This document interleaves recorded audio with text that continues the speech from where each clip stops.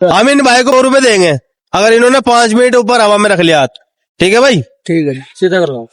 हाँ सीधा रखो बस, बैंड नहीं होना चाहिए, टूट रहा सीधा। है। अच्छा ये तो भाई पहले ही डरा रहा। और ये हो गए हैं 30 सेकंड।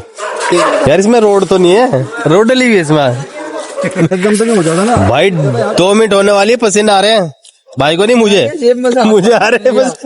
100 रुपए देने पड़ेंगे भाई की। हो गई है 2.5 मिनट हो गई है। शादी का टाइम बता रहा। थोड़ा बैंड होना शुरू हो गया भाई का हाथ। अरे कहीं हाथ तो 5 क्विंटल ढले। और ये हो गई 3.5 मिनट हो गई भाई। 1.5 मिनट बची है भाई।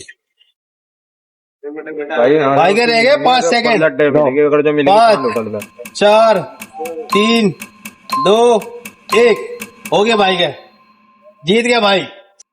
लो भाई ठीक है, ठीक है। अब तुम इसको क्या किसी गरीब को दे दो, चाहे वो कर लो। मैं चैलेंज पूरा।